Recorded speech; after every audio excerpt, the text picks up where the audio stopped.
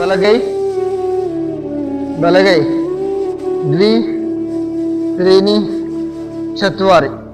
ಅರ್ಧ ಕಟ್ಟಿ ಚಕ್ರಾಸನ. ನಿಮ್ಮ ಅಪೋಸಿಟ್ ಸೈಡ್ ಬೆನ್ನಾಗಿ. ಇಲ್ಲಿ feel the stretch here this part. ಪಕ್ಕೆಲುಬುಗಳಲ್ಲಿ ಸೆಳೆತ ಫೀಲ್ ಆಗಬೇಕು. ಸ್ಥಿತಿಯಲ್ಲಿ ಉಸಿರಾಟ ಮಾಡಿ.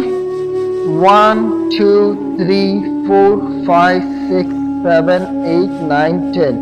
ಷಟು ಸಪ್ತ ಅಷ್ಟ ನವ ದಶ. ಲೆಫ್ಟ್ ಸೈಡ್ ಏಕಂ ದ್ವಿ ತ್ರೀನಿ ಚತ್ವಾರಿ.